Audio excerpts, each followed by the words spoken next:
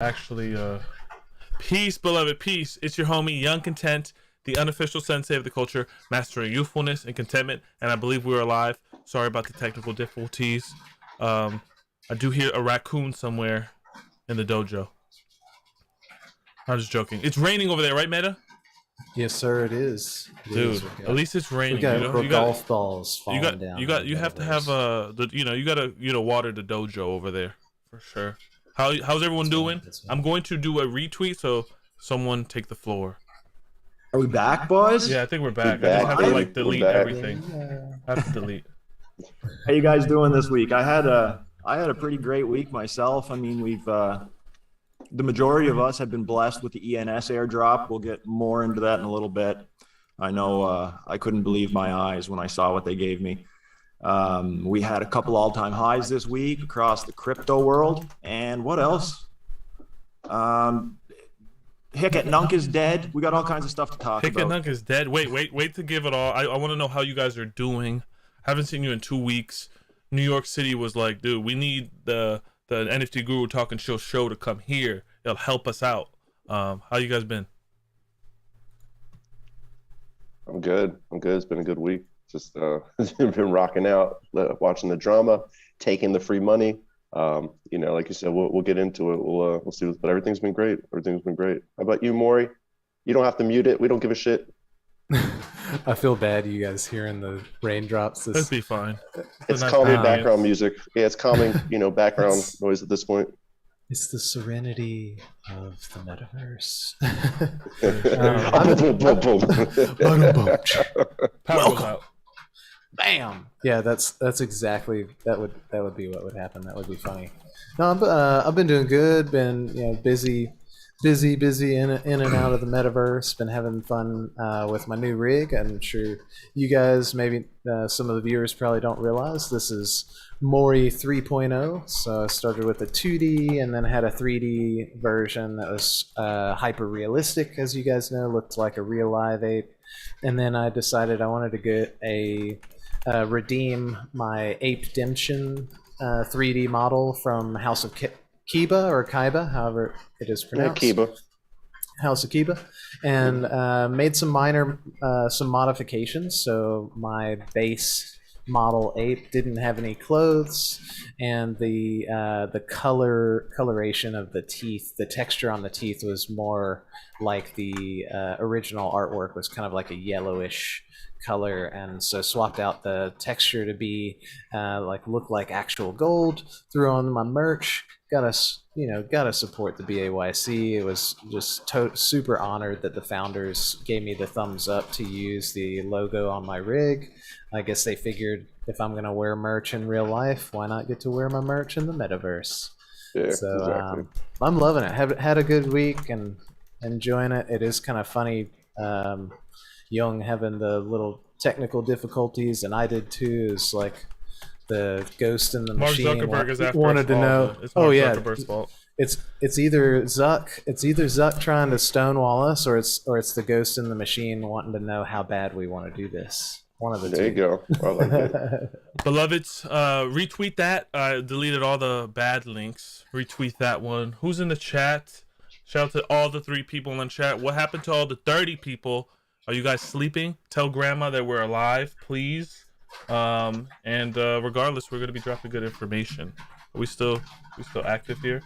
We're good. Sweet. We're good. I wanted to talk. It's titled ENS Airdrop, ETH all-time high, and NFT news. And we didn't do the show last week, so I miss everyone, all the listeners on the podcast. Sorry for that delay there, but we are back. New York was fun. I established a lot of great connections there. They love the Sensei over there. They love what we're doing over there, the entire group.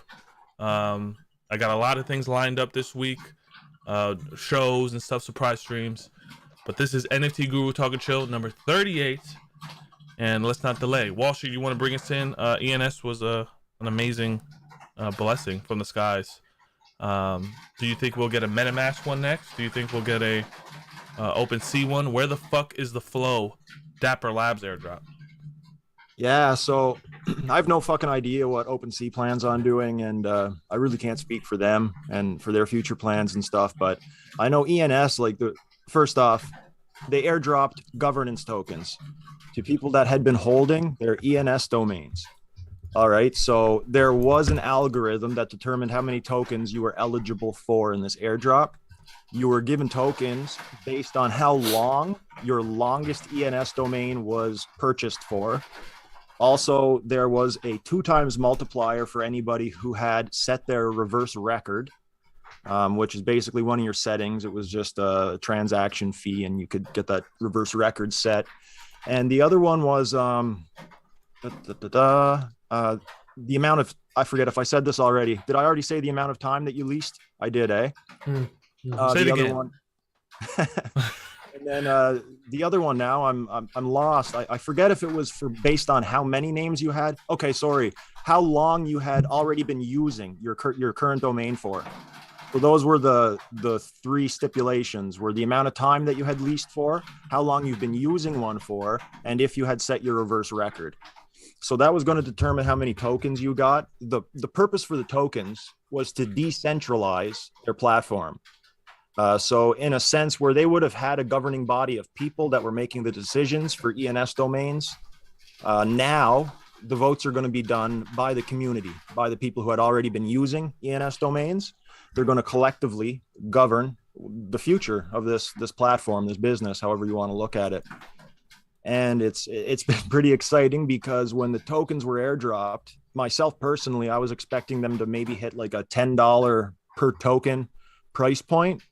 And at one point in time yesterday, we were at like $80 per token.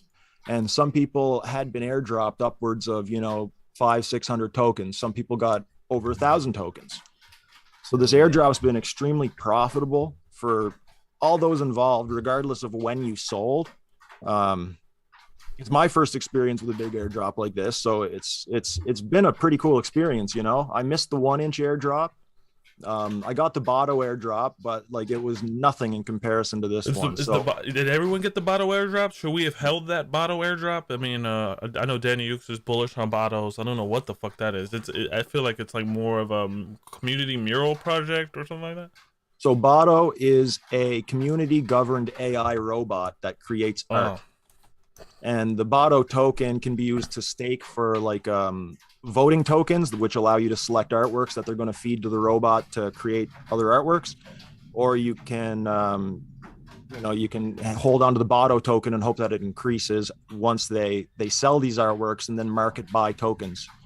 There's a whole economy behind it. I don't know it all myself good enough to talk too much on that. But there's going to be more airdrops in the future. There's going to be other platforms looking centralized, since it's such a decentralization is like one of the core values a lot of people hold dear in the NFT and the crypto scene. So it's just the beginning. There's going to be lots more. Unfortunately, I don't know where they're going to come from, or else we could prepare accordingly. Wow. So yeah, that's a little bit on the ENS airdrop. I'm sure Deadstock and Maury have a bit more they could probably. That's all I'm seeing on Twitter. I mean, we're in this lull of NFTs. There's still a lot of glory NFTs that are blue chips that we're holding, that we're bullish on. Meta Maury, Huxley. But as far as that's, I'm seeing a lot of ENS love. Deadstock, where's that? Is it because we're bored in NFTs right now? What's the drill? Oh, I mean, with the ENS thing, yeah. I mean, it's bringing more awareness to it. There's a lot of people that are now even getting ENS names that, been thinking about it, and now they're jumping in. If you definitely believe in the platform, I think it's going to do really well. I kind of called that it would probably end up between $80 and $90, and like Walshy mentioned before, it definitely peaked. I think it actually peaked with the double top on top of it. I did like a double top around $85, and now it's kind of settling in. I wouldn't be surprised if it maybe settled a little bit lower. It's around 60 right now. I definitely could see it going maybe probably around $45-50 and just chilling before it starts. It's another token, so let's not act like we haven't seen some of this before. Just like with the Botto and 1-inch and with Uniswap. If you're long term on these things and you believe in them and they're good platforms, then they're going to do well. But just like all the rest of these tokens, they shoot up, they kind of find a double top, and then they kind of settle down. So I'm feeling like ENS found that double top at 85. and now it's around 60. I kind of see it around $50, if not just a little bit lower. Botto did the same thing. It was people got the airdrop. It was around $1, maybe $1.50, shot up to $4, and now I still think it's like now settled back down to about $1.50. So but I don't want to put Botto and ENS in the same thing, because ENS obviously has so much use case to it.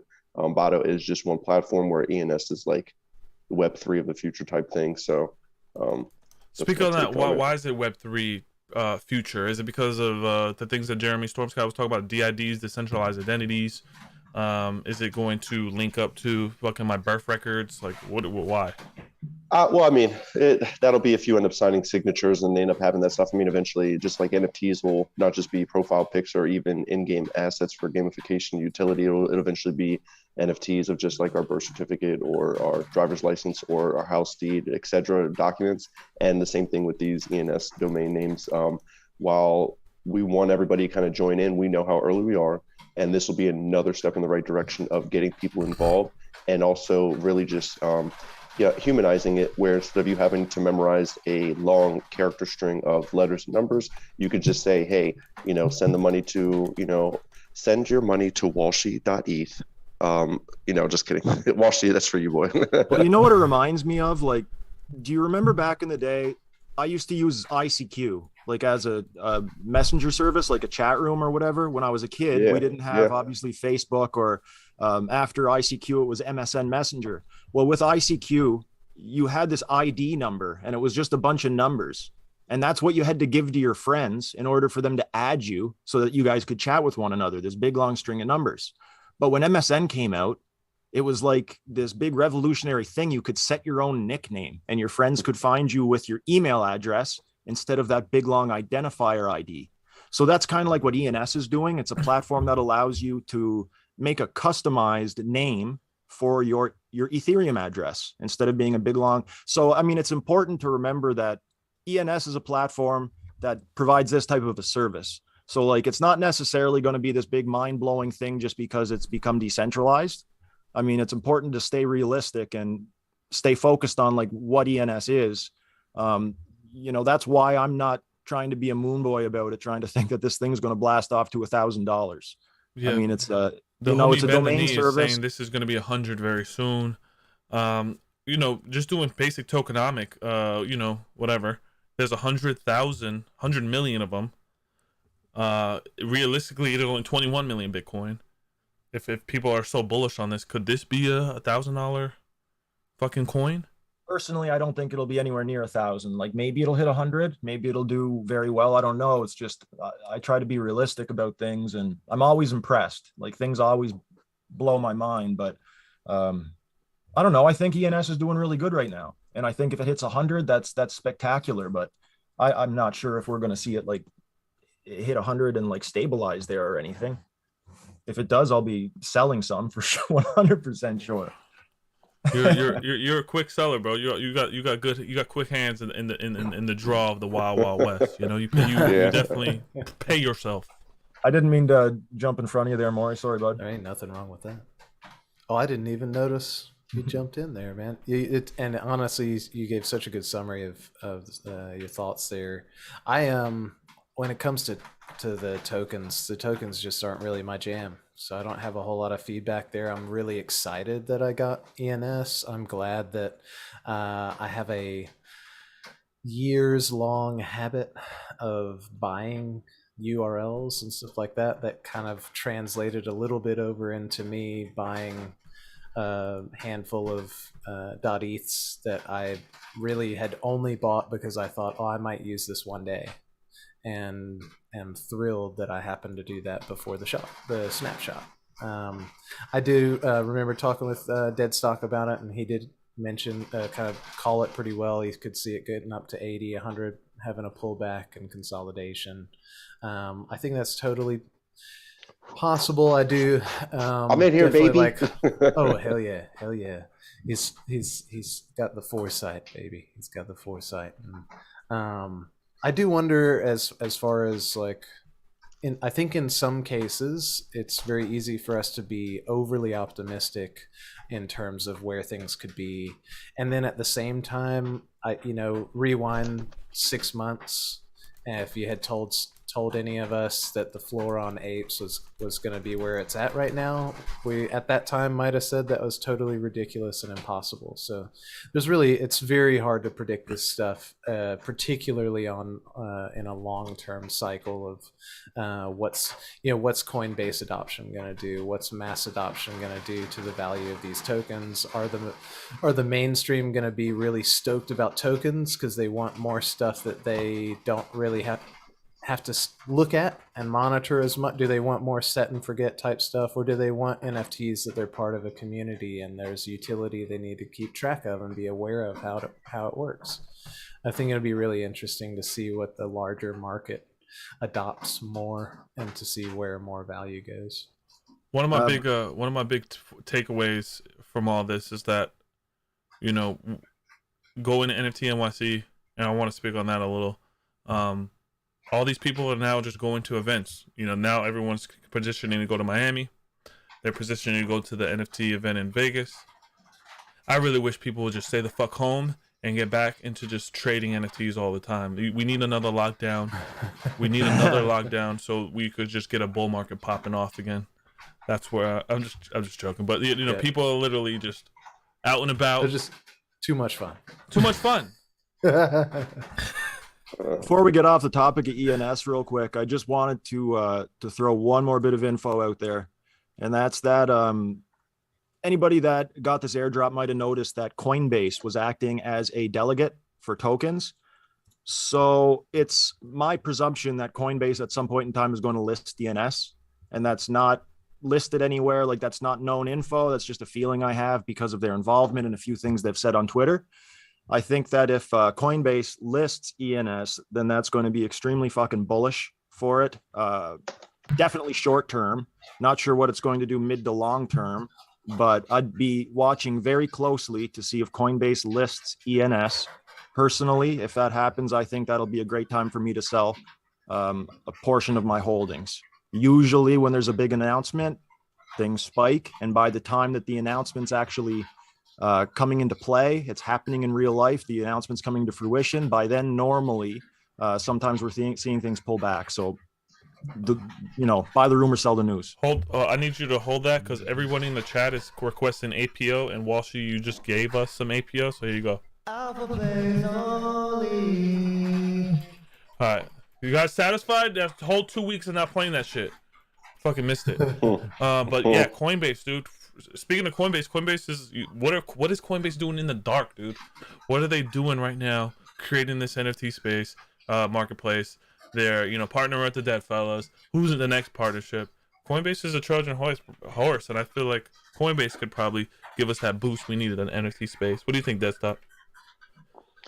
Yeah, I mean, it'll just be another piece of the puzzle at this point. Just kind of like you were saying before, with just tying it into a lot of people in the space kind of hanging out and going out and getting together, whether it's in Vegas or California or New York and all that. Like, this is going to be like the norm at this point, where there's always going to be events going down. There's always going to be something happening. Obviously, we're going to go until holidays, and now with this Coinbase stuff happening next year with the NFTs and with the market, I think it's going to be exactly what we're kind of hoping for. While I don't particularly participate at all on Coinbase, it affects us indirectly in the sense that more people have access to NFTs and crypto and learning about it. It just benefits the whole. You think Grandma's going to get some NFTs on Coinbase? Yeah. Grandma's she's been picking up stuff on Kusama lately. She was telling me about how she was getting in. My grandma, maybe your grandma. She's more smarter than my grandma. Well, bless her soul, but no, we'll see what happens. She's the one that hacked probably Hen. I'll tell her to calm the fuck down. What do you guys? Are you guys fudding Hen's hack? Because I know Mavi's gonna get real pissed. What's going on in Hen? I mean, is the lizards okay? What are those? What is that project? The Tezards. The Tezards. Are they okay? Like, what's going on? Yeah, they're fine. So Hen going down would be the equivalent of like Rarible or OpenSea going down. There's other options, and with Hen, not with Hen, sorry, with Tezos based art. There's a couple options that are, in my opinion, just as good as Hen. Like, I find Object is the very best. So to the best of my knowledge, I think that there's still all kinds of options available. Like, your Tezos pieces aren't gone. Like, you're not missing any assets. You're going to be fine. there's going to be something else take its place. And from what I'm seeing in Twitter, people are pretty optimistic about what might take its place. Apparently, there were some flawed mechanisms with Hen that maybe in the next platform will be removed and a thing of the past. So maybe it'll be a positive long term. We'll see. For sure, for sure. I wanted to shout out to the chat. Add it up.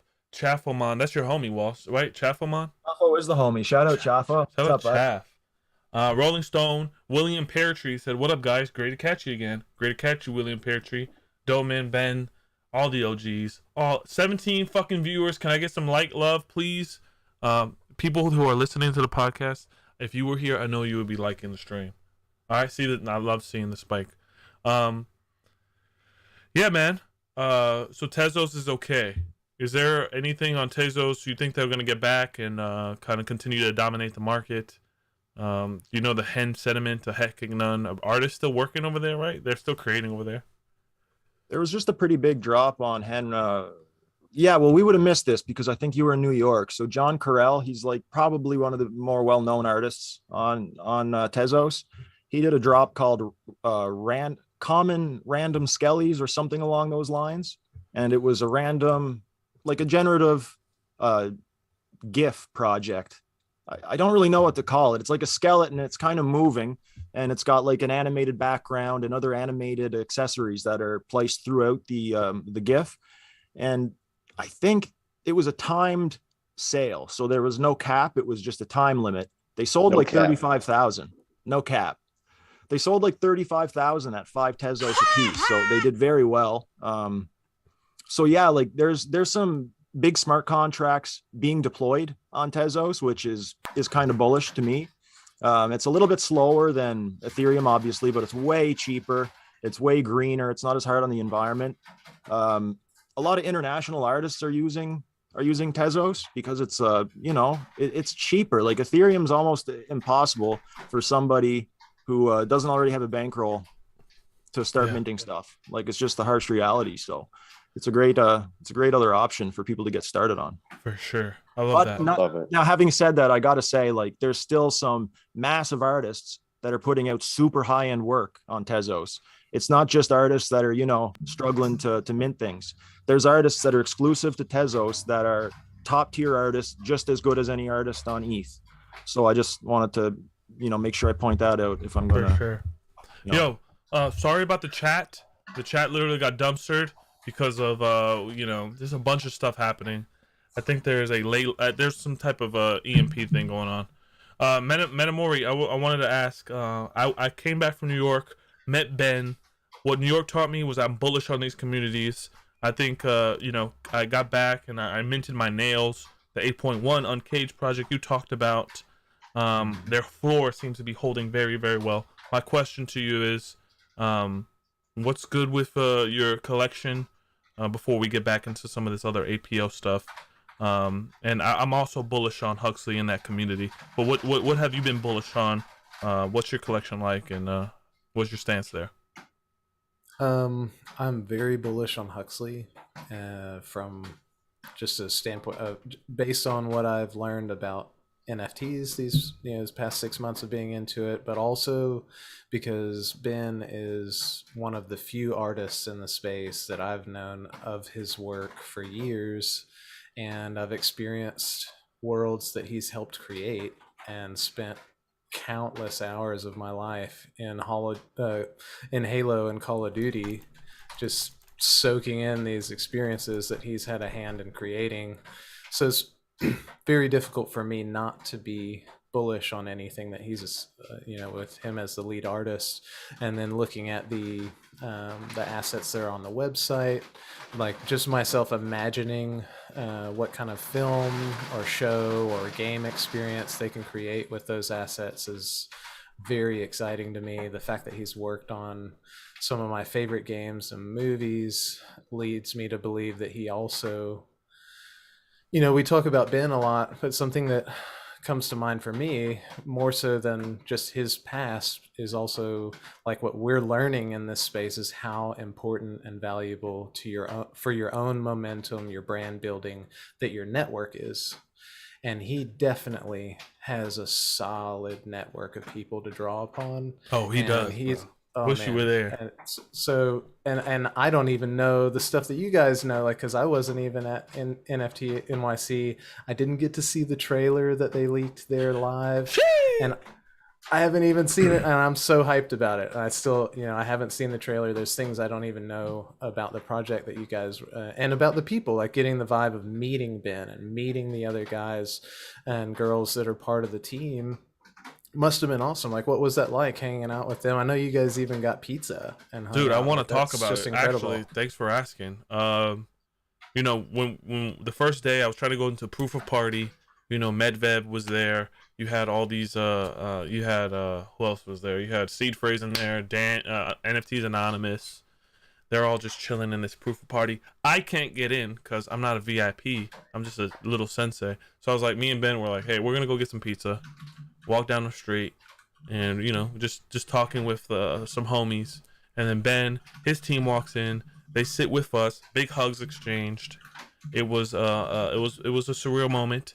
I found out that Ben is this is some APO is working with Feature, which is trying to decentralize Hollywood, kind of streamline Hollywood with their smart contracts, with everything. Feature, Steven and Dennis run Feature. They were there sitting with us. Steven is an awesome homie. So they were just talking about that, relating it to a little bit of Punk's comic. Punk's comic was brought up, and how genius they are, and it just emphasized everything we've kind of been saying on the show. How I feel like Huxley is a Punk's comic 2.0 with really great storytelling ability. Ben is very humble. Robbie Trevino was right next to him, who worked on Star Wars, the senior concept designer for Star Wars, and they started talking. It's all going to be in the vlog. Ben Denis, he's working on that. Shout out to Ben Denis. But yeah, dude, if I was ever bullish on a team, it would be that team. The way they synergize, the way they talk. Cass Vegas as well, literally had to make a decision to either be on Tom Sachs' team or the Huxley team, and she chose Huxley because she was bullish on that. Not saying that Tom Sachs is not fucking bullish, but dude, Metamora, I think you're spot on with the way you're collecting these Huxleys right now.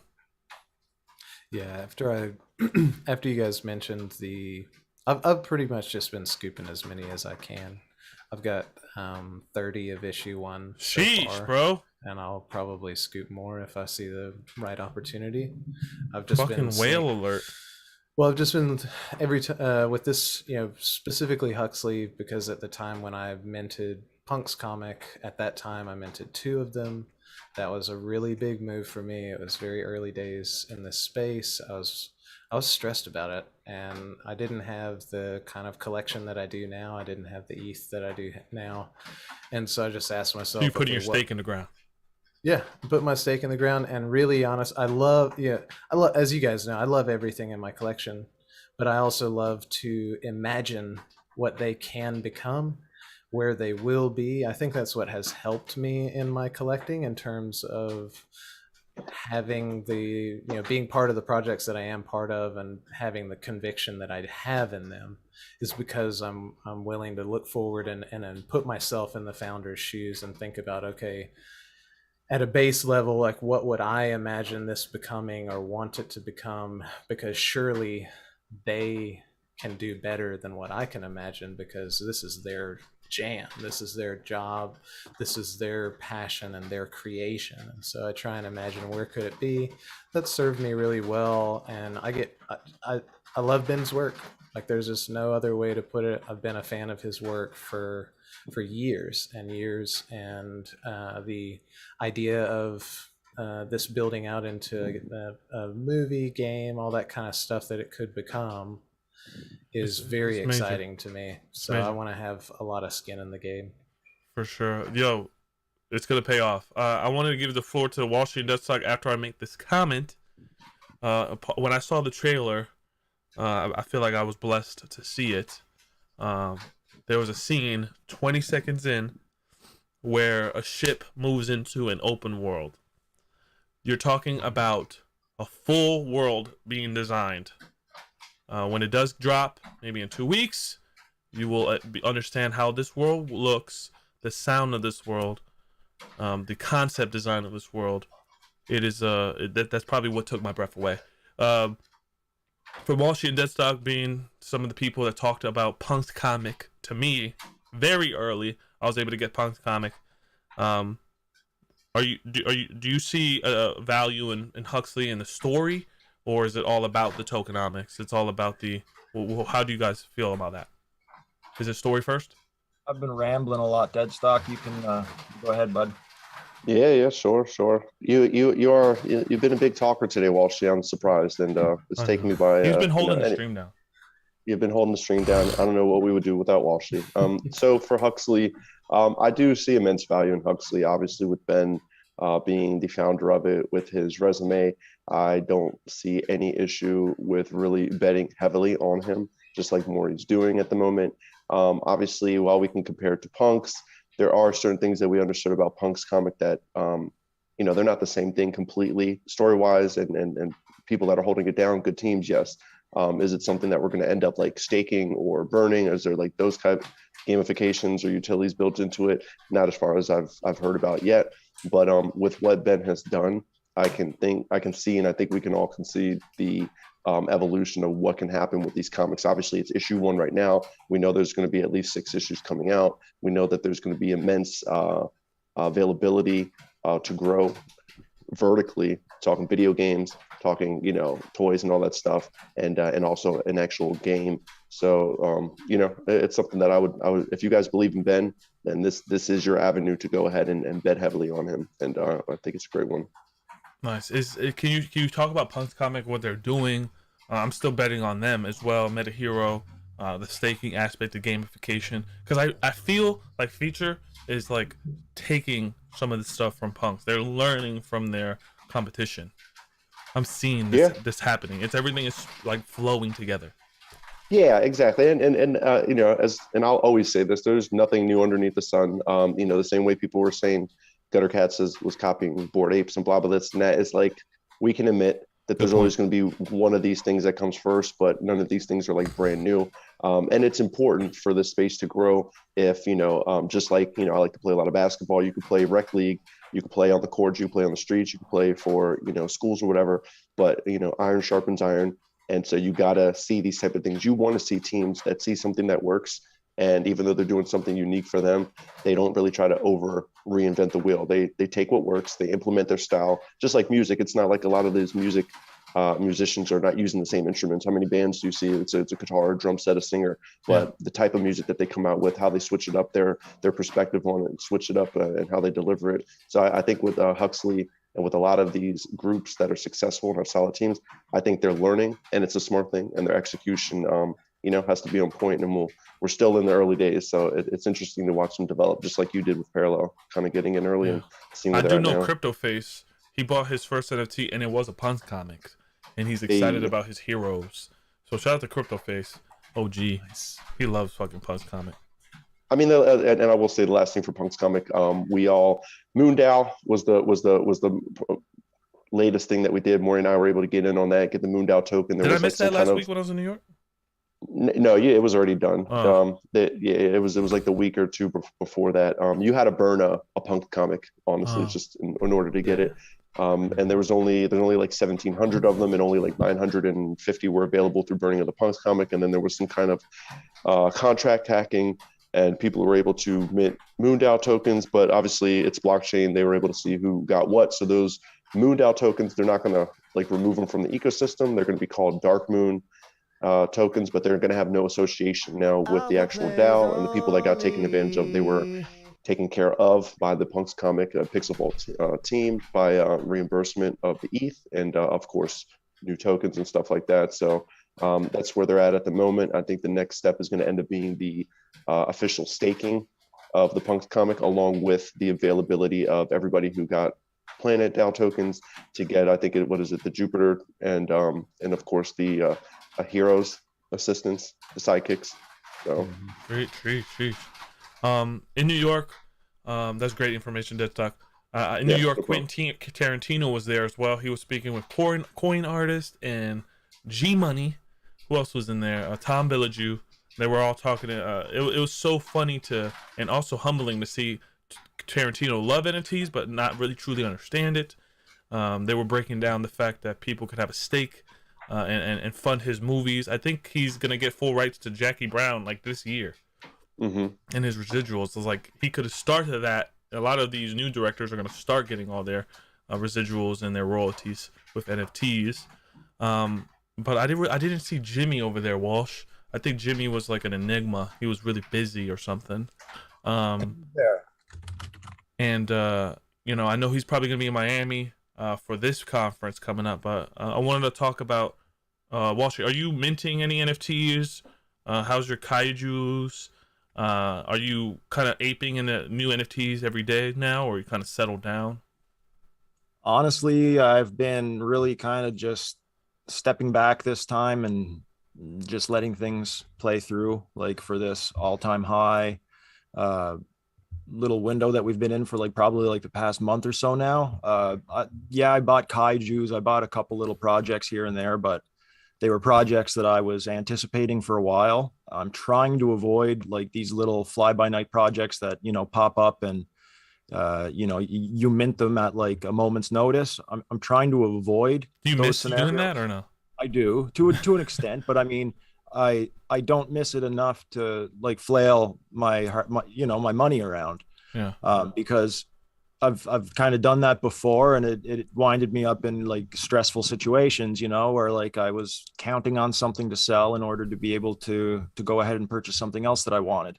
So now, you know, I've gotten myself to a point where I have a more balanced portfolio between like cryptocurrencies I believe in and NFTs, so that when a bull market like this happens with the cryptocurrencies and NFTs go into a lull, I can still have fun by watching some of my assets perform well.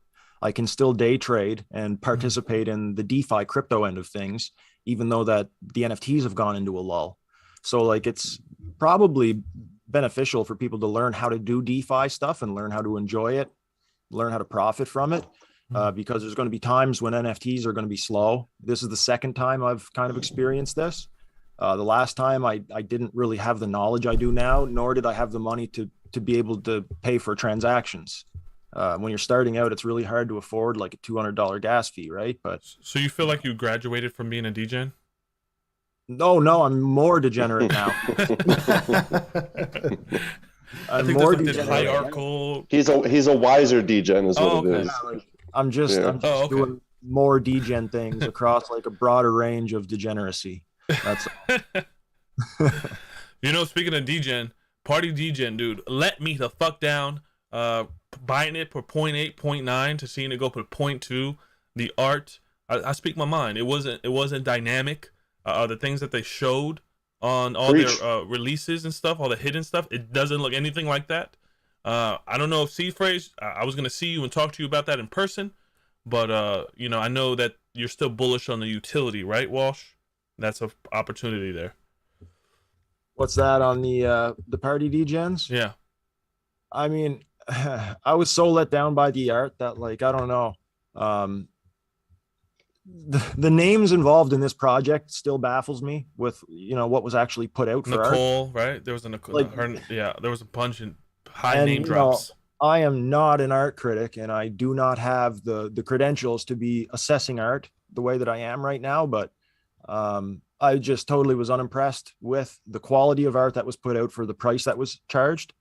The lowest cost you could have paid via the Dutch auction was a half ETH. So, I mean, if the utility isn't there, then I'll call it a cash grab. But I'll give them the benefit of the doubt that these names weren't going to just produce a pile of shit, right? I'm going to hope that they're going to say, like, listen, this is my reputation. I hope that they're going to follow through and provide a good product. We'll see, though. And this is for you, party degens. However it plays out, we're going to learn a lesson, right? Well, I am, anyways, as a consumer. But I will feel duped. Yeah, I mean, I know I'm going to go to the parties, and, you know, we could have a conversation with the homies there and see what their thought process was. But I wanted to give it to Metamore and Deadstock. What do you think about these hype trains? I mean, you're the king of not buying into hype. Yo, bro, I'm gonna tell you what. Anything that has degens in it, I won't be touching, and it's been the best move ever. Why you call my phone, dude? When I'm buying 3 of them. No, well, I mean, look, when I see you guys like finding these projects and like they have the artists that they do that are attached to it, you know, it's far from me to say like, oh no, don't do that with your own money. And I didn't see any like red flags, like Walshy said, there's names tied to it. But speaking like you did before about like somebody I've followed since, you know, coin artist, like shout out to her because I followed her when she didn't have a ton of followers and she's always been like legit. She's been open and all this stuff. And then you go to something like this, which is like a collective of people who are like, oh shit, how is this not going to fail? But again, we're not in the same dynamic as we were earlier in this year when Top Shot blew up and then we went into the beginning of NFTs. And we're not even in the little lull after that where everything was still an opportunity. These past 2 months are completely different than what we've been going through over the past year. And now even with certain projects, no matter what you name, it has to have something that has some kind of, not even cloud, but something that's popping off with it. Otherwise, we're not seeing the results. And like you mentioned, I mean, the facts are the facts. People could have bought in for 0.8, 0.9, and now they're sitting around 0.2. Like the market is letting you know what the fuck is up right there. Like it's not, there's no mystery involved at the moment, not even taking away of what they'll probably accomplish or hopefully accomplish moving forward. So that is my full take on it. The DGen thing was a joke, but it is funny after DGens and now this being party DGen, seeing how both of them have gone. It has not been good for any project that has DGen in the name. Someone told me to give you the gong, so I'm gonna give you the gong for that one. That's we don't normally give the gongs, guys. We're kind of learning as we go, but that's, yeah, I guess if they say something wise, we give them a gong. That's very wise. I think you've helped a lot. I think you've helped a lot of people in the dojo. You and Walsh, just kind of be grounded, in their collection. Kind of love your collection. A lot of these new ninjas, they don't have the liquidity we have. So I know for my mistake for the ninjas is Tokyo 10. They literally rugged. The Discord disappeared, so forgive the Sensei on that one. Hopefully I get your forgiveness. Maybe I need to do like a katana scar or something. I'm not gonna harm myself actually. I wanted to say Metamori, I think Gorilla Nemesis is better, not better than Party DGens, but what's the update on Gorilla Nemesis? Barely Bears. I think some stuff that you have found is gonna really prove itself in long term. Yeah, I've been really excited about the Gorilla Nemesis Bunker 2171 project for a long time. Anybody that wants to look into them, their website is bunker2171.com. They've got all the info there. Talk about nails a little bit too, all that dynamic. Well, it's a lot to cover. So let's see. Well, the dragons are coming up with Bunker 2171. The dragons will be they will generate Amber, which will be the utility token of their ecosystem as they build out into the sandbox and other future metaverses, stuff like that. There's also going to be another species after that that Amber can be used to create. That's going to be the chimeras. So that would be the primary utility for that token, is to be able to use it to claim chimeras going forward. There has been very little information released about the chimeras, but based on the the other things that the team has created so far, the thing I just really like about that project, it's that one in particular has been very much a long-term focus move for me. I've been collected very early, and I saw what they were planning to do, and I thought, and I really like the story they're building out and the characters. The art that Mark puts out is always amazing, and I just saw it as a world that I want to experience and be part of for a long time. So I've just kind of accumulated what I could along the way, and thankfully that team has consistently been building and consistently been putting out content. No, it's not the next Punks comic if we're talking about value of tokens. No, they're not the Bored Apes in terms of the value of the tokens, but that's not, that's not the purpose of purchasing. That shouldn't be the motivation for everything you buy, is how much can you sell it for one day. Because the beauty of this stuff is that we're creating experiences that we're co-creating worlds together. So it goes, when some people that get confused about when some of us say, oh, it's about the art, not the money, it's more complicated than that. Yes, the money is great, and of course we've all made good money. Us four, we've done this. Some people have gotten wrecked, but the thing is, the most exciting part about it and what makes it valuable is the cool experiences that we're going to be co-creating, and that these worlds and clubs in and out of the metaverse and in real life that we'll be able to share and experience together. It's going to be really awesome. And for me, Bunker 2171 and the story they're creating and the characters and stuff like that is one of those that I want to be part of. Yeah, if you're gonna buy the floor, dude, I think this would be the floor. I think so.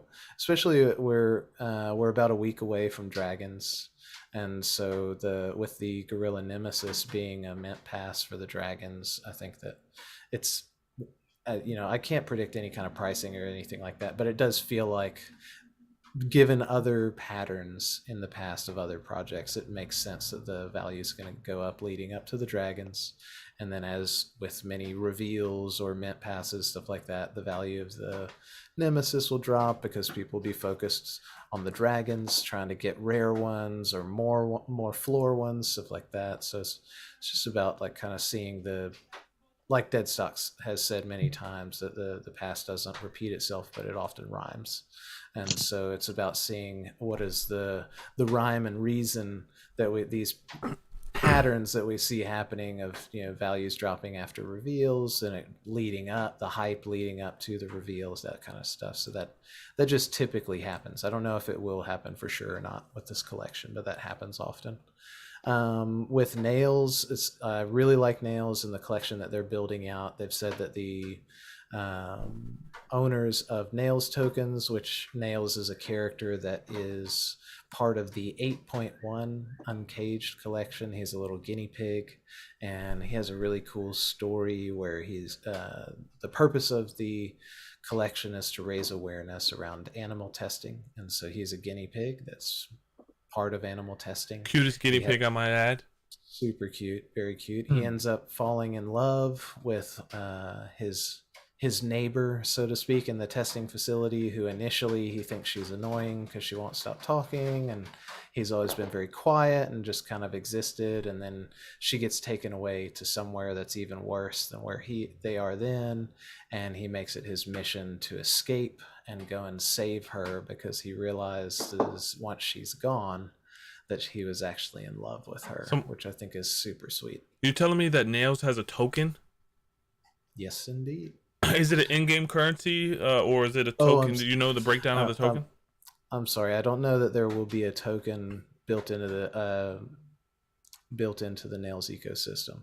Okay. I was just referring to the Nails NFT tokens. Got it. The NFTs that were dropped recently. I'm just getting frothy. And that they'll be. It's all good. I totally understand. I hear token. I'm like, token? Is it utility? What's happening? Who's making it? Where does it come from? Speaking of tokens, boys, the Bored Ape Yacht Club token that's going to be coming out in the future. Did you guys do any reading into the Medium articles?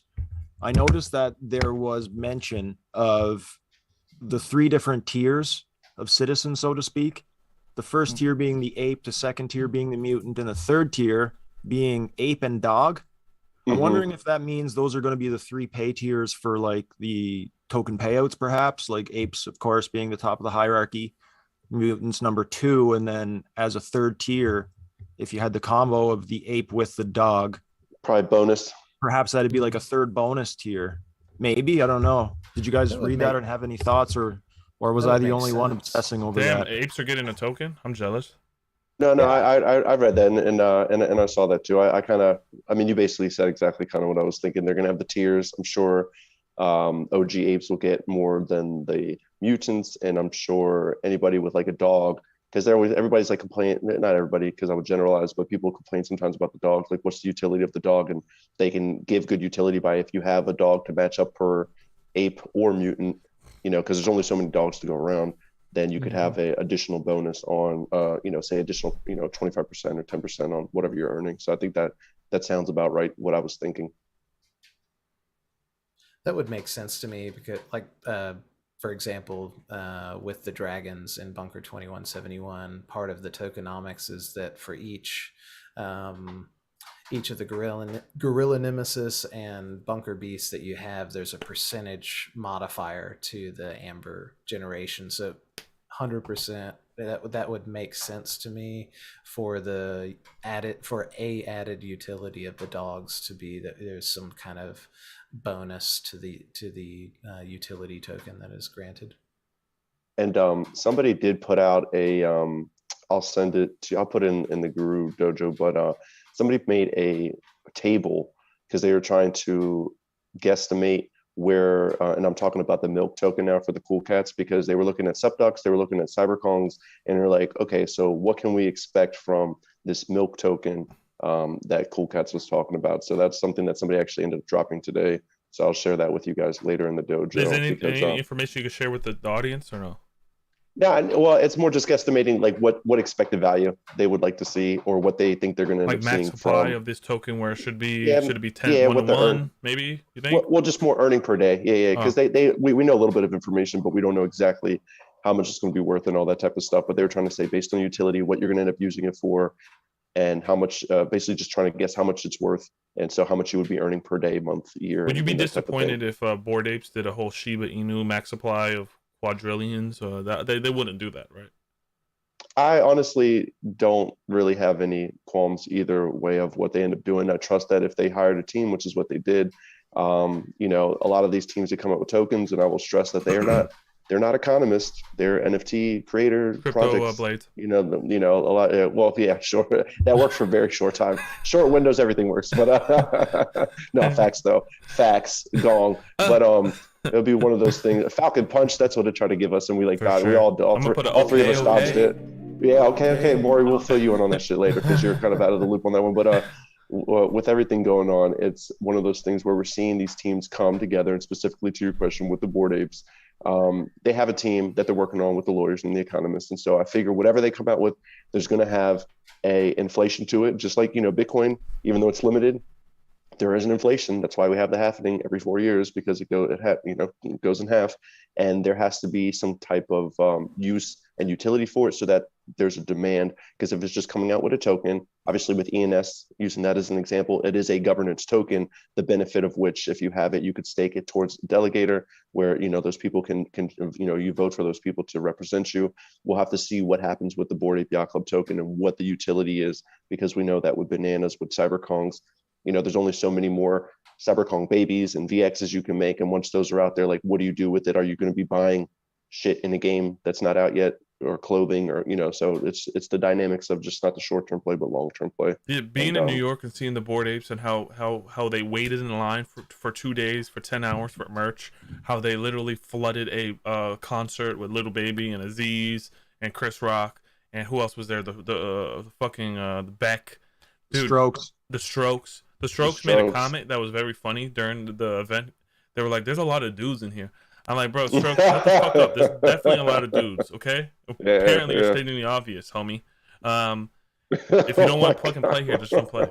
But Bored Apes, you guys are literally like shifting the culture. I saw it in New York for the first time. Gutter Cats, I was there, but seeing it there, it makes me so bullish. That's what I was going to just ask you, Young. I was going to say, judging on what you saw in New York, because I wasn't there, but I know you were there. So judging based on what you saw in New York, like, how bullish would you be on how well they prepared for this token? Like, judging by what you saw as far as like party preparation and whatnot. Yeah.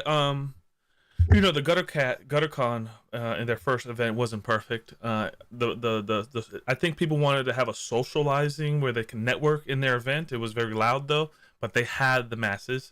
And on their merch drop, they should have probably just got a little more merch people in there, because the lines were stupid long and they were dedicated. The people were dedicated to the wait. I think they're taking all that information on maybe applying it to the token. Who knows? But the all around community, what they were wearing, how they were interacting with each other, it made me bullish on them.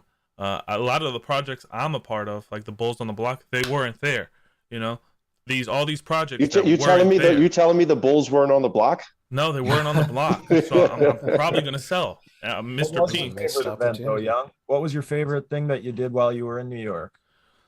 My favorite thing, Gutter Cat event was lit with RSOP, Royal Society of Players, and them collaborating. They literally made one of it was like a red carpet event. They had the women right there with the outfits. They had the fire dancing. They had good food. I would say Ben and E would have said the same thing. Was that And the also rooftop party? the rooftop party. Nice. Okay. I met King Blackboard, gave him a hug. That was fucking huge for me. Shout out. He look like what he fucking sounds like. I met Willis, Tretch, G-Force, Sean, Danny Ukes was a vibe. Really was really just loving the whole time. Stephanie and Jennifer were there. I really wish you guys were there, and especially you, Deadstock, because we would have G-checked a lot of people. Oh yeah. There was a lot of a lot of people that were just like high and mighty. I'm like, bro, I known you since you were fucking a peewee. You don't gotta act high and mighty now, you know. Well, I mean, look, people are human and they're gonna act the way that they act. I definitely, wish that I was there if I didn't have like the family function and the wedding and everything going down. They might think you're short, Deadstock, just once. Everyone thought we were short. We're short people. Oh no. Well, I mean, you're definitely taller than me. I mean, but you were towering over everybody. If anybody fight, but they know I'll probably just like I'll just uppercut them. I don't give a shit. I'm about that life. I think we know. Don't fuck with us. Don't fuck with the crew. But you bring up a good point. The Bored Ape, to bring it like back full circle. The Bored Ape Yacht Club stuff. I know with the clothing, even though everybody was willing to wait. That was for the people that wanted the stuff there live, because if people didn't want to wait, they could have gone there almost like any time and just ordered it, and they would have shipped it to them anyway. That's for people that literally wanted the clothing right then and there. But another point that you made that I think was really good is the fact that, myself, Walshy, Maury, we weren't there. So not even the entire like Bored Ape collective was there to represent, all facets of that stuff. So, these events probably will get larger.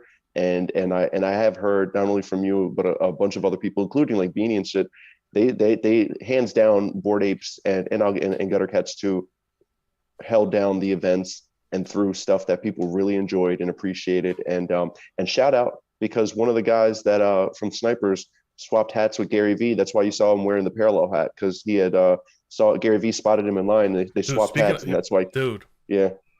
He was right there with me in the last of the day, and he said how he did it.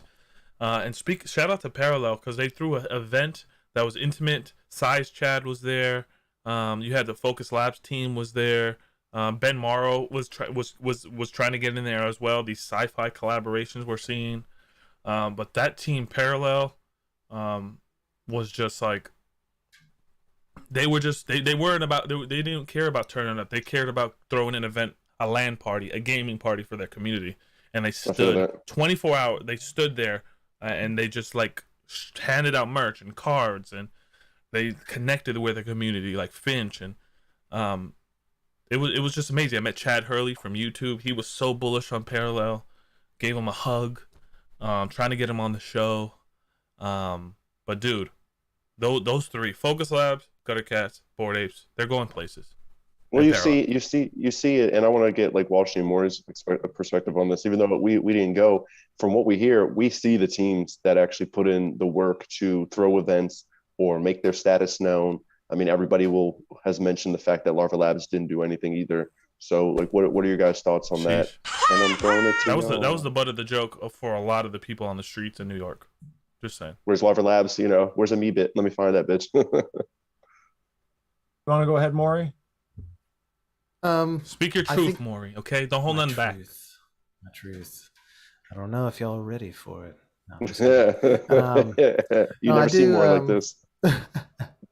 I do think I regret not going in some ways, just obviously because it sounded like it for most people they had a great experience, and it looked like from the stuff that I saw it would have been a really awesome event to go to. Of course, would be amazing to meet you, Young, and all the fam that were there. I'm mostly super jealous that I missed out on the Huxley trailer. It kills me that I didn't. I love that you just said that. You would have been right there with me too. I would have been there. They would have had to probably had to escort me out. They're like, this guy needs to calm down. We're gonna have to get him some water outside. Now, but no, I guess. Well, one thing I do want to mention, just as my wife was in one of the spaces hosted by Vicky and Sarah, from the Bored Ape Yacht Club, and there were some, from what she said, there were some ladies that expressed that their experience of Ape Fest was not super positive, and that they, as often happens in large groups of people, there's bound to be some bad apples that don't treat people the way they should be treated. So I won't go into the details of that because I don't want it to hijack the conversation, but I'll just say, in saying this, I know you guys will agree with me that for those of you listening, let's all keep each other accountable. Let's be gentlemen. And if we see someone else that's not being a gentleman, let's explain to them why they should be, and we can move on from there. But I think that'll be something going forward that will be done better in future events. I bet that there'll be a little bit more security, stuff like that, just to help people out. I tend to explain things like that with the back of my hand, Maury. So yeah. Walshy and I are just we choose violence. It is what it is. Oh, you thought NFTs was just so you can jump on Bubble, bitch, and leave these people alone so we can enjoy the space. I feel like Larva Labs, Walshy, too, maybe you agree. They're rich, and they want to let you know it. And I'm not trying to stick up for Larva Labs when I say this, and I think that this should be well understood. But Larva Labs never claimed to be a club. That they never promised anything. They were never a yacht club that promised in real life events or anything of that nature. When they came out, the promise and the delivery was a pixelated punk with up to X amount of traits, and that was it. So what they became was totally organic, and there never was and probably never will be any promise of anything like you guys saw in New York. Now I could be wrong, but I just haven't seen that type of dialogue happening in my time in the NFT space with Larva Labs. It's never been they're definitely an enigma itself. And you gotta, I respect it. I think seeing Ja Rule at the Gutter Cat event, and then him buying it, I think Larva Labs people will just buy it. I think I don't know how the floor looks like. I don't know if the floor is juicy enough for people to dive in. I know that's one of your goals still too, Walsh, right? To get a punk. Is that still on the table? Yeah, I mean, they're about 100 ETH now, so they're they're still equally as unattainable as they were in the past. Getting closer day by day. But I remember always when we said 15. When we were 15 is our limit, we were we never made it. They were about $1,200 US in January when I first started, and that was still out of reach. You know what I mean? Couldn't get my Top Shot money out, so it just didn't work out. But yeah. Someone said they have a secret Illuminati parties. And the thing with CryptoPunks, they're kind of like an artifact, right? That's the way I view them. I don't view them as the keys to a social club like the Apes. So yeah, having one of those it's to me, it's the pinnacle of to me, it would just represent my success, that I was able to attain that from such a little investment. And it's just been a goal for such a long time that if I ended up with a punk, I don't know, I feel as though I would feel incredibly accomplished, and I'd be able to take a step back and just, take a deep breath or something. Is that one of your goals, Deadstock, or you care about getting a punk? Is that something you ever want to do? I kind of figured eventually I would end up getting a punk. I mean, I do have it on the short list, but is it a dream of mine? Am I aspiring towards it right now? No, not really. But yeah, Walsh and I were talking about this the other day. New age, CyberKong, because around the same price, right? So CyberKong, because you're earning money each day, or would you go with the punk? And both of us said, what, as nice as it would be to earn $500 a day, basically 3 ETH each month at current prices with the CyberKong, we would both end up going towards the CryptoPunk. And he's completely right. Just like a security, a lot of these teams, Larva Labs in particular, there is no expectation of work and earning from the work of others. And I think more just when we make the joke about the Larva Labs thing, it was NFTNYC. It was a well-known event. I think everybody kind of expected to see kind of representation of certain teams, and just like you didn't see it from Bulls on the Block, and nobody saw it from Larva Labs. Not that we needed to. It's just, it's just an interesting observation. Not a knock on anything, but just, What's up with that Meebits roadmap? They still going to the metaverse and House of Kiba? Have no idea. No fucking clue. Haven't checked on it. Don't care. Don't give a shit. I think just in the past couple of weeks, I read something on Twitter about new updated like VRM files that you could get for your Meebit that might allow like more functionality right off the hop. Like I don't know a whole lot of the back end stuff, so like I don't know what all that means, but I think like the files that they give you whenever you get a Meebit, I think that they're more composable now. If my memory is serving me correctly, I could be totally off. More use cases, basically. Yeah, definitely. Yeah, sure. I know that New York's air was dog shit, bro. I could not meditate. It's just like you have to go. I don't really like going like that. It's not the Sensei way. But see any big rats there, bud? Say again? See any big rats there, bud? Huge rats. I mean, Ben Denis saw his first rat. Really? There was rats? You saw rats? Oh. Yeah. Was it eating pizza? I got to shout out to Crypto Hustler 101. I did meet Alexander Mikrovich from Unique Network, Kusama, and he was there representing his stuff all the way from Moscow. And that was like serious. Me and him really got a drink. It was cool. Him to really be there, talk about Substrapunks. I really want Substrapunks to really maybe rival CryptoPunks one day. That's my dream, if that could happen. But shout out to Remark, like you mentioned, and I'm bullish on the .sama network. Just to have them represented there in New York was huge. I think the unique token, he did say it was coming out soon though, so keep your fingers on the keyboard. Guys, what about any other projects that you guys are in? Are you guys hunting any other projects? I mean, how's your space buds? The space buds are going well. They're doing their thing. I mean, it's an established project now, and the website is continually being revamped with the Nami wallet and some new upgrades with how they're listing. They did like a version 2.0 for the marketplace, so they've been selling. They're selling every day. I honestly, off the top, I've just been keeping track of more generic stuff. Honestly, like last week was the first full week of negative issuance for ETH. So ETH is looking like it's officially deflationary with being burned when the transactions get when the gas gets to a certain height. That's a big move for ETH.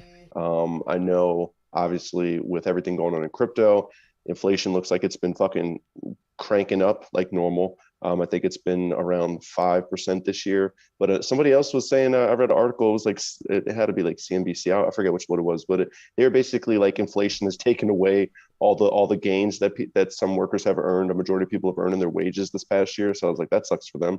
Another reason to get into crypto. Anybody see the Robinhood? Robinhood got hacked, 7 million users affected. Information, more than my 5 brother million. literally was gonna buy he was like, dude, he was asking me, can I get ETH on Robinhood? I was like, don't fucking do it. No, I mean, you don't even own it. It's like it's not even like Coinbase where you can eventually like take it off the site. Like it's like indirect ownership, which is like again, good to get people introduced, but not good for long-term investing because again, I think what got hacked was personal information. It was like more than 5 million customer email addresses and customer names and shit like that. Just another thing. But I don't hold any VeChain anymore, but I did see that they got honored for best innovation in food supply chain. If people don't know what VeChain is, it's the VET token. They are basically huge with supply chain logistics and tracking, and so they're like the leading leading blockchain platform for doing supply chain and enterprising and all that stuff. So I'm happy to see that VeChain has done that because there was like maybe 50 of those buzzwords in ICO days, the Dragon chains, the Electras that were going to do supply chain, even Walton chain, so it's cool that VeChain is separated itself from the pack. No, you're absolutely right with that. And then what else? And things are starting to even out the same way that things have taken a lull for NFTs. We see that Shiba finally, had its pullback. I think like it was like 7 billion in over a week. Speaking of Shiba, let's go to an actual token. I've seen some some ETH maxis really going hard on Cardano. They don't like the fact that it's been doing so well. I think Cardano's been ripping up a little bit higher, been doing their thing. I know that for if Cardano officially flipped back Solana and Tether, so it's back in the top 3 or top 5 or whatever it is. I know according to one of the things I was reading, let's see if I remember, I know that the number of wallets on ADA that's staking has grown by over, it was like 100,000 or something over the past 2 months alone for Cardano. So I mean, that's a positive for them. And so a lot of people are very bullish on that stuff. And so those are a couple of things I was tracking this week besides some projects. Shout out to you, dude. Keeping us grounded here on NFT Guru Talk and Chill. For all those listening to the podcast at home, thanks for watching. Thanks for listening. It's been 2 weeks. Make sure you follow at Metamori on Twitter, at the Deadstock OG, and at Walshy as well. Great value proposition there. The chat is back to working. That's a miracle. Crazy miracle. Chat back for sure. What else is there? Is Hex still doing all right in this bull market? Yeah, actually, it's funny that you bring it up. It looks like so Richard Hart has been doing there's a huge documentary that's being filmed right now, being funded by himself and also donations from Hexicans and stuff like that. So they needed to raise, I think, $250,000, which they did, and they're going beyond that. But they have this really big studio that's working and following him. He went over to Europe, rented he bought a Ferrari that he's driving around, and it looks like while that documentary is going out and should be coming out probably within the next month who knows, probably within the next couple of months, there is a huge event happening in London in the UK, I believe December 2nd. And so a lot of people are thinking it's been Pulse Chain, which has been in testnet for about a month and a half now. They're thinking maybe it's about time that Pulse Chain is going to be finished up and launched, which will be a fork of Ethereum. And long story short, Hex reached, I think, like a bottom. It came all the way down. It had a peak at 53, 54 cents. Around last week, it reached a bottom of around 16 cents. But it had a huge jump today. I think it reached 28. It's sitting around 24. So if anybody was looking to get into that, your window is never going to close underneath $1, honestly. But if you want to get in cheap, if you buy Hex, it'll be mirrored at the fork. You'll get double, plus you'll have the availability. So anybody that wants to stake it, you'll get double. Anybody that just wants to buy and hold it, you'll get double. And if you don't stake it, you have the double on Pulse Chain that you can swap for a little Pulse Chain, and that way you can jump right on that. And I was telling Walshy and Maury the other day that TrustSwap has officially announced that they're going to be utilizing Pulse Chain and be available on Pulse Chain as well, because it's forking Ethereum, everything's going to be forked. So if you have Link, it'll be mirrored. All your NFTs are going to be mirrored on Pulse Chain, and Uniswap, TrustSwap, Sushi, all their keys are going to be the same. I definitely. So it's I mean it's bringing it back full circle to what Walshy said about DeFi. I mean, if you lock it up a day or 15 years, like you're earning. Someone said, where do you need to hold the Hex? The Hex is a ERC20. So if you guys want to buy it, it's available through Uniswap or 1inch. Yeah, I personally hold it on my ledger, but it's ERC20. So yeah, you can hold it on MetaMask, if a hot wallet, or if you got a Trezor. This is not financial advice. It's not. But I mean, obviously, I got into Hex, obviously under penny, and it reached 50 cents. I see it at probably around $1 by the end of the year, $10 by next year. You've been sticking to your guns, bro. I'm really proud of you on that play, and also the fact that we're probably in this little NFT lull, and it's cool to maybe experiment with some DeFi now before we get back. Yeah, especially if you're getting free money. You know what I mean? Like, full disclosure, I sold, my ENS because I'd be making plays, baby, and I don't give a fuck about holding. Someone said Pulse Chain punks.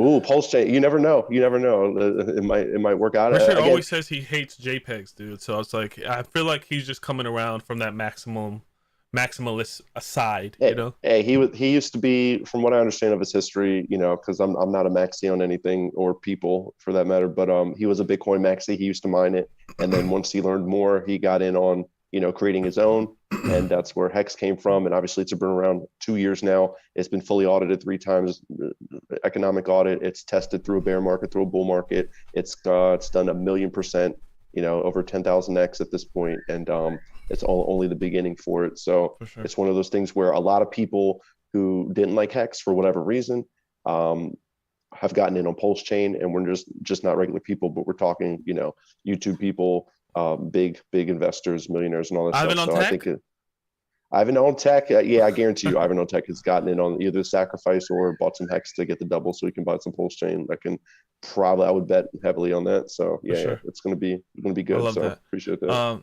Metamori, anything that some APO, some alpha plays that you want to give, like Deadstock gave for Hex in the DeFi world? Anything you want to share? I feel like I got to give you the floor. The talking ape that's been upgraded. You got to give the Mori 3.0 some love. Honestly, the DeFi is not an area that I've been super focused on myself, and lately, I'm not. My main focus has been getting more Huxley and preparing for the dragons drop, because I've got a whole bunch of dragons that I'm going to mint because of the Gorilla Nemesis I have. But I haven't really been branching out much beyond those. Looking forward to seeing how the different tokens, different gamified utility tokens are play out as months go on. Like the Watcher? Yeah, I'm excited about the Watcher. I'm looking forward to seeing how the data tokens go, and also just to see the animations, some of that teaser that he dropped the other day, or as the hallway. Oh yeah, and then very it went good. all red, and the Watcher. That was like, oh man, that was intense. So they are very good storytellers. Like just from the little teasers they've done, you can tell that they know what they're doing, which is exciting. The homie Nanthrax has awesome. a hypothesis that the flash drives that, and I know the chat knows this too, will be able to maybe generate a little more yield in the data token, and they're going for 0.001 or something like 0.1, something like that. Do you believe that? Do you believe that the Watcher is trying to, show people, show Diamond Hand people love, and maybe do things like that? It wouldn't surprise me. I know in I think it was one of the recent teasers about the game where it had a screenshot of the Watcher holding a mobile phone, and on the phone it was said like, "Welcome to the missing frontier. Please plug in your flash drive to begin," and it had a screenshot of one of the flash drives. So it definitely has a part to play. I'm not sure what that part might be, but I have heard some people say that their experience of the Watcher is that he likes to play games and kind of test people's resolve in a way, and like you say, he wants to reward those that are committed and convicted and being part of the community. So it wouldn't surprise me if there is some kind of benefit going towards the data. I mean, it would make sense that the data would have something to do with the flash drives. It'll be interesting to see. I can't wait until we can have the stellar keys. I'm still looking forward to that. And also shout out to Influence. I know you guys are working, and how Jeremy Stormsky met with YGG Gabby Dizon in New York City, and all the heads there. Influence, you're looking good. You're looking real good. And I know that YGG is about to infiltrate that game. I think you guys are going live in December. I'm going to bring Etherway back here.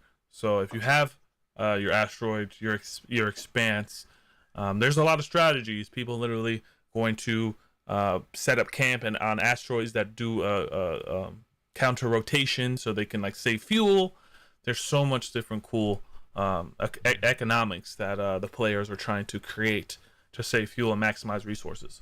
So we might be able to have some fun by the Q4, because there's really no fun. There is fun to be had. I have to say, shout out to Guys Unchained for actually coming through, dropping a bunch of IMX to all your OG holders, God's token. Right now, you can earn God's token by playing the game. I think I'm yielding like 10 God's token. It's like $30. That's going to change some third world country's life, though. And yeah, it's finally nice to see a token like this. You even like coin artists come out with neon token, all right, something. let me see something for Neon District as well. I put a lot of money into that shit. I just wanna, you know, I put a lot of money into that shit. You're killing me right now. Walshy would tell you. He went from so humble to like, I really appreciate the IMX token, but I'm gonna tell you what, I'm gonna need this fucking other one. You guys over here, you need to get your shit together. Okay.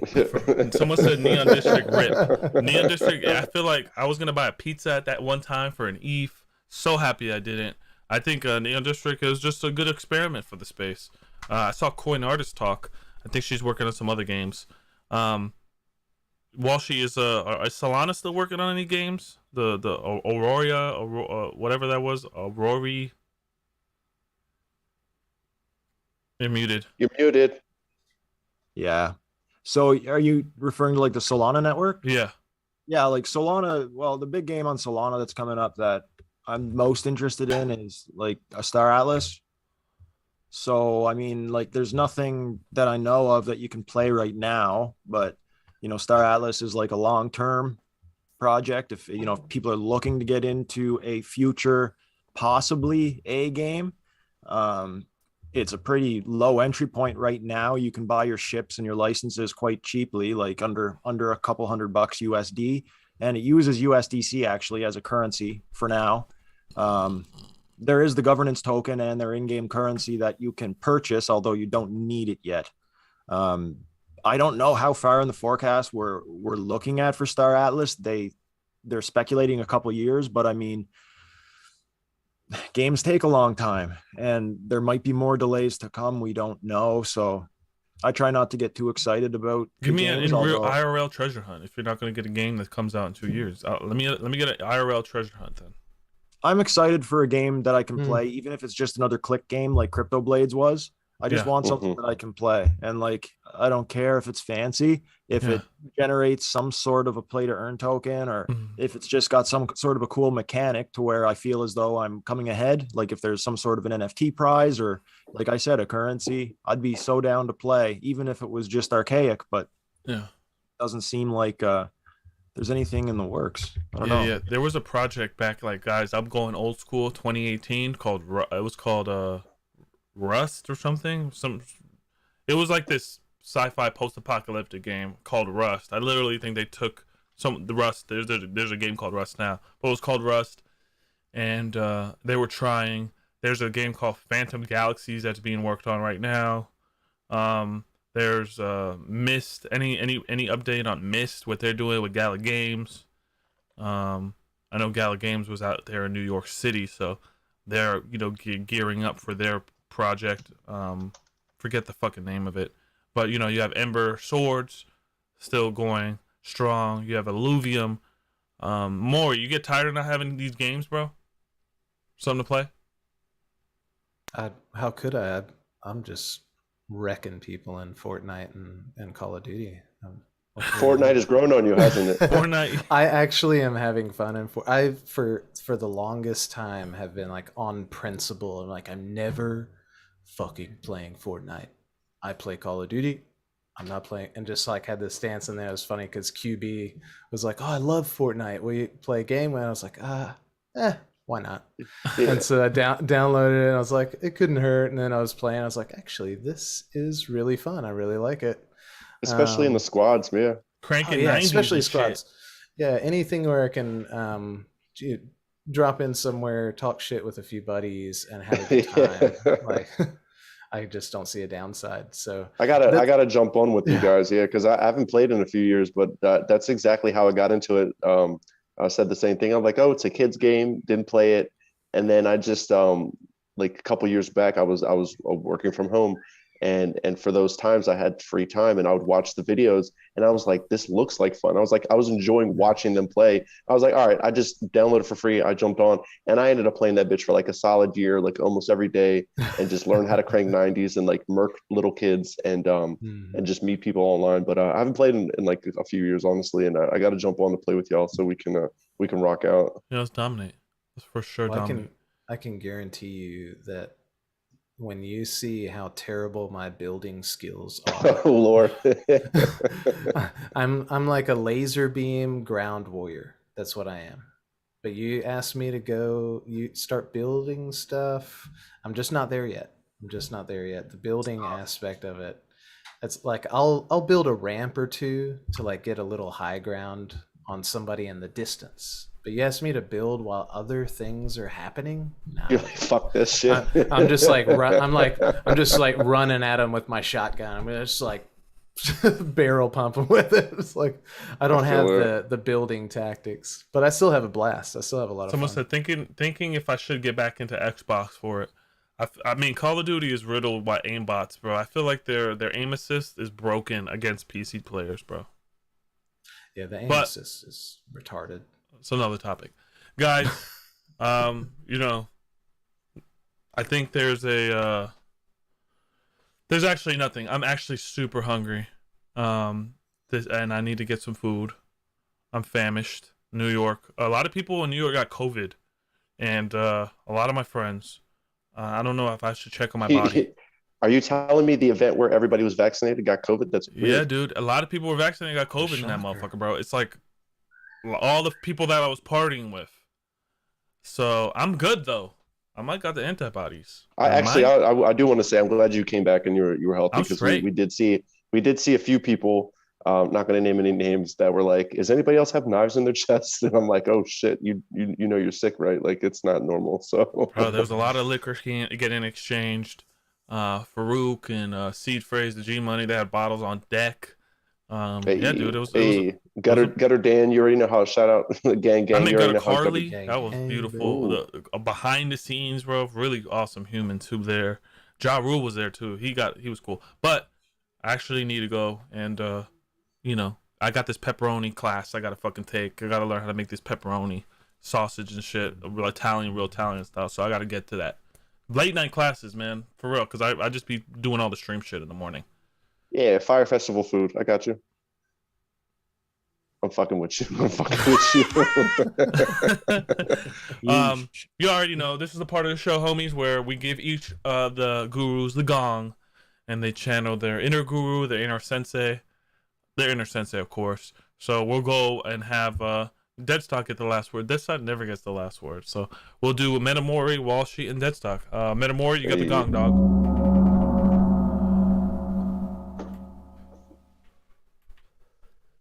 Sir, I appreciate it. I've always loved getting to hang out with you guys and on and off stream. It's always a good time to chat with you, hang out with you.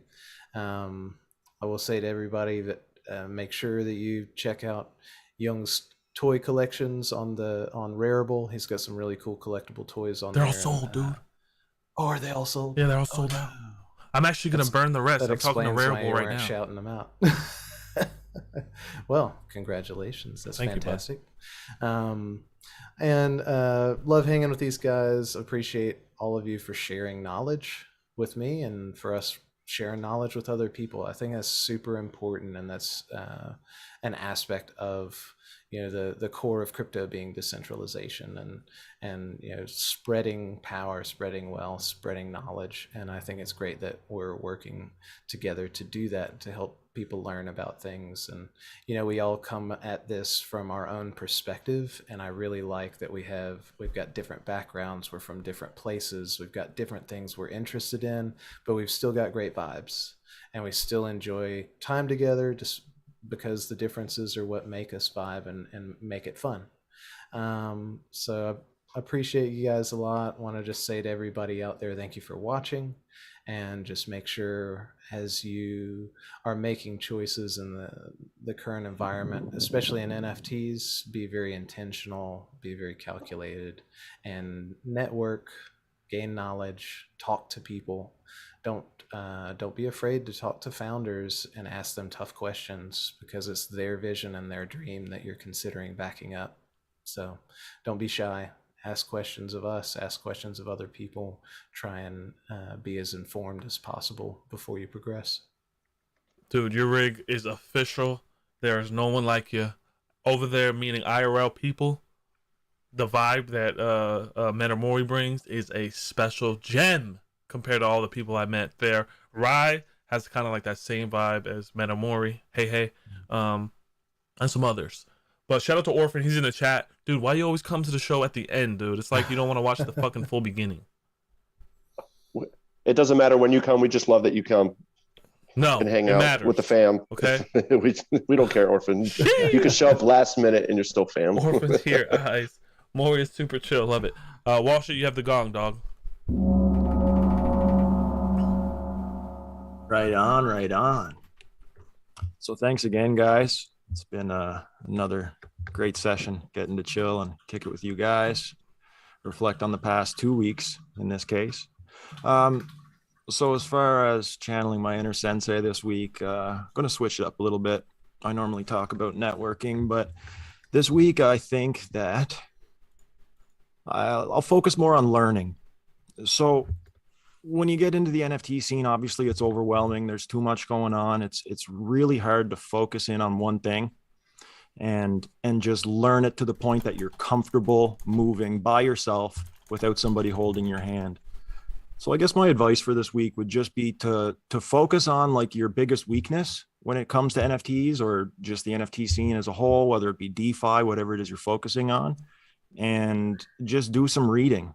Refer to different literatures or links by reaching out to some of the people that you know who are maybe a little bit stronger in that area, and ask them for their opinion. Get some good reading, go check it out, and just become more comfortable with things that you're uncomfortable with. And every day try to learn something new. And then before you know it, you're going to be able to answer your own questions without having to rely on other people to answer them for you. And then you can become a leader instead of a follower. And that's what we're all hopefully here aiming to do, so that we can pass that help on that we received to other people like they did for us, right? So yeah, focus on learning this week, guys. If I say GM every day for like a month, does that make me a leader on Twitter? I mean, depending on who you're at. GM. Just literally type GM, say it back, you'll be fine. Yeah, do it at any time of the day, it doesn't matter. You might get some downloads. Ripping, by the way, somebody made a GM coin and it's doing. I'm dead. But I love it. Don't buy it. It's definitely no.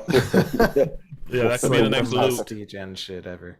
Oh Lord. How you go, bro? There's your the gone. I appreciate it. Well then, I'm gonna take in both what all four of us have been talking about, and just keep it simple. Awareness. Things are always changing, and we should embrace it, just like we're seeing a different time right now in the ecosystem, whether it's NFTs, whether it's crypto, than what we've seen earlier in the year. Like Maury mentioned, I like to talk about how, history doesn't always repeat itself, but it oftentimes rhymes, and we just learn from it. So I want to stress, just like Walshy was saying about continuing to learn, I feel like awareness is the highest form of intelligence, because if we're aware of things, we can take action on them. And so I'm hoping that everybody takes this time, especially when it feels like it's a lull. It's really a blessing, because it lets you take a step back, really take the landscape, put everything together, and become aware of what you need to do next. Because if you are aware of stuff, put together a plan, know how you want to run through these things, and recognize the bullshit, and recognize what's going to be beneficial, because a lot of things are going to be more important than we even see them as right now. And we all know time is the ultimate commodity. So figure out what you want to do with that time, not just now while everything's popping off, but when you go later. So that is connections are key. Let things be, and go ahead. Let's go make that money and make the future we want to see. Bro, I cannot wait to fucking hang out with you, bro. IRL, bro, and hopefully G-check someone together. Yeah. Well, yeah, I just know I don't I'm not the one that says you're about to get punched in the face. I just throw the fist and then and I say, surprise, motherfucker. Yo, shout out to Kevin Hooper. Shout out to Kev Hoop. That's the homie IRL. He said, "Is that Walshy from Halo 2?" Damn, bro, again. You'll never get away from that. Never get away from that. We should just start saying yes. Dude. Yes, it is. It is. And then he's retired. gonna get proved otherwise in a fucking LAN party game tournament or something. No, dude, Kev, you're awesome, bro. Thanks for joining the show. You're great photographer. You need to get NFTs. Uncle Junt was in New York City, from our city, so can't wait for you to enter this space with your photography. You're awesome. Yeah, guys, that was NFT Guru Talk and Chill number 38. I can't believe we made it to 38. Make sure you follow all the guests. You know where to find them in the description on Anchor, on Spotify, Apple Podcasts, and on YouTube. My final thoughts would be when I was in New York City and meeting just communities, man, these passionate communities like Hey and Rye and Mark the Habibi's boys like Bitcoinski, and just how much they care about each other and how much they're willing to bat for each other. And it reminded me of the dojo, how much we care about each other. We may have not met in person. We may have not. We may not in another 3 months. But when we do meet, I think all the information we share, where we grow together, that's going to be really valuable. We do care about you. We do want to see you succeed. And from awareness to becoming a leader, to enjoying the little things, we're going to make it. And thanks for bearing for 2 weeks without the show. And look forward to seeing you next week. And hit us up. Live the dream. Eat ice cream. And above all, stay content. Stay goddamn content. See y'all. Peace.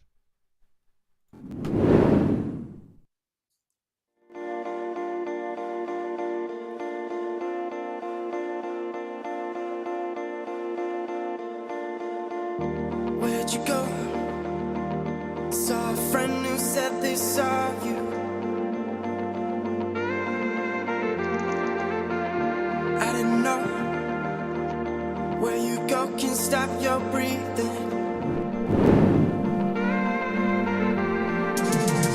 And I know you see me often. 'Cause you know. What's that dance, Deadstock? And I know that you're not leaving. Do you remember? Oh, look at that saxophone. Holy shit. Do you 8 saxophones on, baby. Alright, we out of here. Nice. Wait. Here we go. My heart is Wait, I wish the fucking thing. Next time. We out of here. dancing in the dark. You guys never tell me when you cut back. Wonder where Nobody knows. Nobody knows. I wish I would've known. Kira.